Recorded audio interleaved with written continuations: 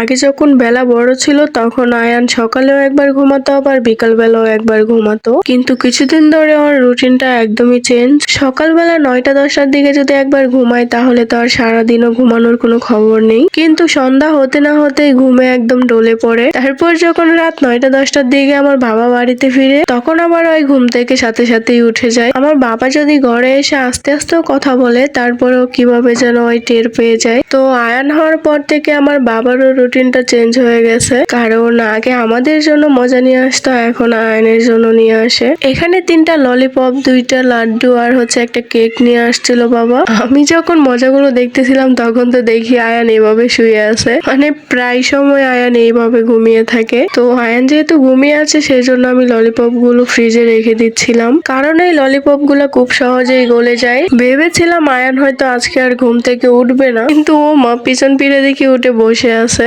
আর যখন ওর হাতে একটা ললিপপ ধরিয়ে দিলাম ওই তো মহা খুশি, তাড়াতাড়ি করে ওর নানার কাছে নিয়ে দিছে যাতে খুলে দেয়। আমার আব্বাও খুলে দিছে আর ওই সাথে সাথে খাওয়া শুরু করে দিছে। এরা নানা নাতি একসাথে হলেই তো দুষ্টুমি করতে থাকে। আয়ান এখানে দাঁড়িয়ে ড্রেসিং টেবিলে নিজেকে দেখে দেখে ললিপপ খাচ্ছিল। তারপর আমি আবার বললাম ওখানে দেখার দরকার নেই, তুমি তোমার মোবাইলে দেখো। তো পরের দিন সকালবেলা রান্নার জন্য কিছুই ছিল না, সেজন্য বাবা কিছু বাজার করে নিয়ে আসছে। আজকে আবারও জাটকা মাছ কিনে নিয়ে আসছে আর সাথে হচ্ছে শের পুঁটি মাছ, মানে বড় যে পুঁটি মাছগুলো আছে সেগুলোকে আমরা শের পুঁটি মাছ বলি আর কি। আপনারা কি নামে চেনেন অবশ্যই কিন্তু কমেন্টে জানাবেন। আর আজকে হচ্ছে মা বাড়িতে ছিল না, সেজন্য ছোট বোনকে বললাম মাছগুলো কেটে দিতে, কারণ আমি রান্না বসিয়ে দিয়েছিলাম সেজন্য মাছগুলো কাটতে পারছিলাম না। এদিকে আয়ান তো ক্যামেরায় এসে উকি মারতেছিল। যেহেতু আমার আম্মা বাড়িতে নাই সেজন্য আব্বা ওরে কাঁধে নিয়ে ঘুরতেছিল। যদি আম্মা বাড়িতে থাকতে তাহলে মাছগুলো তো আম্মাকেই কাটতে হতো, আর চাই না আয়ানকে কোলে রাখতো আর কি।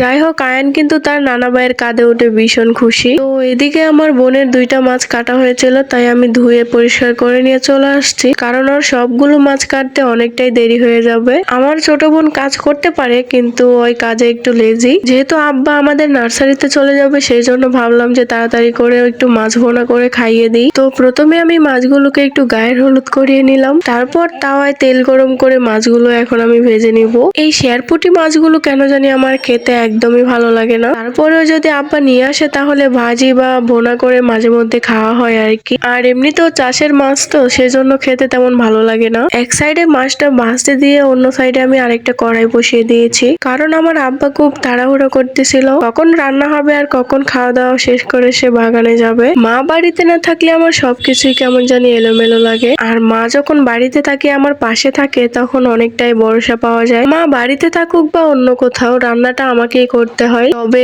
মা যদি পাশে থাকে তাহলে একটু ভরসা পাওয়া যায় আর কি। বলা যায় আমার মা আমার ভরসার জায়গা। তো এদিকে আমার রান্না প্রায় শেষের দিকে, কিন্তু আমার বোনের এখনো মাছ কাটা শেষ হয়নি। একটা মাছ কাটতে ওর সারাদিন লেগে যাচ্ছে, মাছ কাটতে কাটতে বেচারি শহীদ হয়ে যাচ্ছে। যাই হোক, অনেক সাধনার পর ফাইনালি ওই মাছগুলো কাটতে পারছে। তো এই হচ্ছে আমার মাছ বোনার ফাইনাল লুক। এখন আমি বাবাকে খেতে দিয়ে দিব, কারণ বাবা অনেকক্ষণ ধরে অপেক্ষা করে বসে আছে কখন সে খাওয়া দাওয়া করবে আর কখন নার্সারিতে যাবে। একটা কথা কি জানেন, আমার মা পাশে না থাকলে আমি সব বুঝেও যেন অবুঝ হয়ে যায়, কোনো কিছুই ঠিক থাকে না আমার। তো আমার মতো কার কার সাথে এমনটা হয় অবশ্যই কিন্তু কমেন্টে জানাবেন। তো আজকের ভিডিওটা আর বড় করছি না, দেখা হয়ে যাবে নতুন কোনো ভিডিওতে। আল্লাহ হাফেজ, আসসালামু আলাইকুম।